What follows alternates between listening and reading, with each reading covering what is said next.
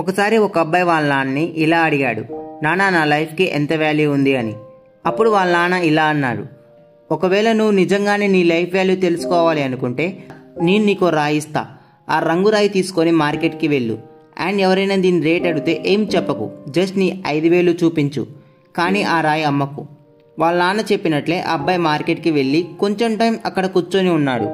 కొంతసేపటి తర్వాత ఒక పెద్ద ఆవిడ తన దగ్గరికి వచ్చింది. ఆ రాయి ప్రైస్ ఎంత అని అడిగింది. ఆ అబ్బాయి సైలెంట్గా ఉన్నాడు.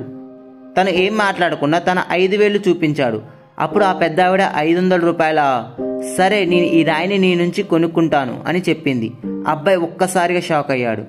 ఒక రాయి విలువ 500 రూపాయల? ఎందుకంటే రాళ్ళు ఎక్కడైనా దొరుకుతాయి, కానీ వాటి విలువ 500 రూపాయల? తను వెంటనే వాళ్ళ నాన్న దగ్గరికి వెళ్ళి ఇలా అన్నాడు, నాన్న నాకు మార్కెట్లో ఒక పెద్ద ఆవిడ కలిసింది అండ్ ఈ రాయిని 500 రూపాయలకి కొనడానికి సిద్ధంగా ఉంది.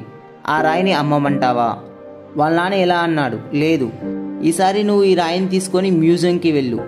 అక్కడ ఎవరైనా ప్రైజ్ అడిగితే ఏం చెప్పకు, మళ్ళీ నీ 5,000 చూపించు చాలు అని అన్నాడు.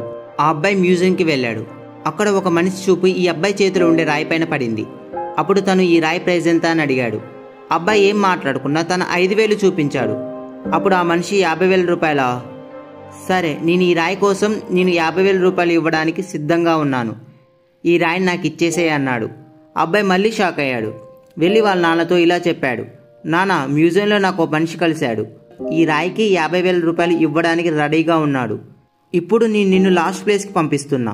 ఇప్పుడు నువ్వు వెళ్ళవలసింది విలువైన డైమండ్స్ అండ్ స్టోన్స్ అమ్మే షాప్కి. అండ్ అక్కడ కూడా ఎవరైనా ప్రైజ్ అడిగితే ఏం చెప్పకు, జస్ట్ నీ 5,000 చూపించు చాలు. అబ్బాయి ఫాస్ట్గా డైమండ్స్ అండ్ స్టోన్స్ అమ్మే షాప్కి వెళ్ళాడు. అండ్ తను అక్కడ ఒక పెద్ద ఆయన కౌంటర్ వెనకాల నిలబడి ఉండడం చూశాడు. ఎప్పుడైతే ఆ పెద్ద ఆయన చూపు ఈ అబ్బాయి పైన పడిందో తను షాక్ అయ్యాడు.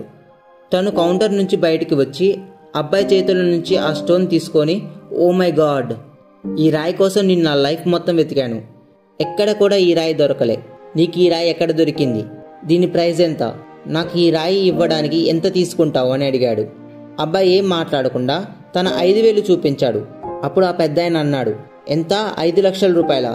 సరే నేను ఈ రాయి కోసం 5 లక్షల రూపాయలు ఇవ్వడానికి రెడీగా ఉన్నాను, ప్లీజ్ నాకు ఇచ్చేసేయ్ అన్నాడు. ఆ అబ్బాయి తన కళ్ళని తానే నమ్మలేకపోయాడు. వెంటనే తను వాళ్ళ నాన్న దగ్గరికి వెళ్ళి ఈ విషయం చెప్పాడు. నాన్న, ఒక పెద్ద ఆయన దీనికి 5 లక్షల రూపాయలు ఇవ్వడానికి కూడా రెడీగా ఉన్నాడు. అప్పుడు వాళ్ళ నాన్న ఇలా అన్నాడు, ఇప్పుడు అర్థమైందా నీ లైఫ్ వాల్యూ? నీ లైఫ్ వాల్యూ అనేది నిన్ను నువ్వు ఎక్కడ ఉంచుతావు అనే దానిపైన డిపెండ్ అయి ఉంటుంది. అది నువ్వే డిసైడ్ అవ్వాలి. నువ్వు 500 రూపాయల రాయిలు అవ్వాలనుకుంటున్నావా, లేదంటే 5 లక్షల రూపాయల రాయిలు అవ్వాలనుకుంటున్నావా?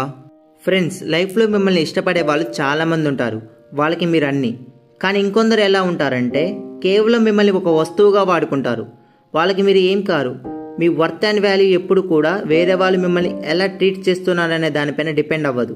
మీ ట్రూ వర్త్ ఎంత అనేది మీ పైన డిపెండ్ అవుతుంది. ఈ స్టోరీలో 500 రూపాయలు అడిగిన పెద్ద ఆవిడికి ఆ రాయి విలువేంటో తెలియదు, కానీ 5 లక్షల రూపాయలు అడిగిన వ్యక్తికి ఆ రాయి అసలైన విలువేంటో చాలా బాగా తెలుసు. సో మీ వాల్యూ ఏంటో తెలుసుకోండి, తెలిసేలా చేయండి. ఎప్పుడు తక్కువకి అమ్ముడుపోవద్దు.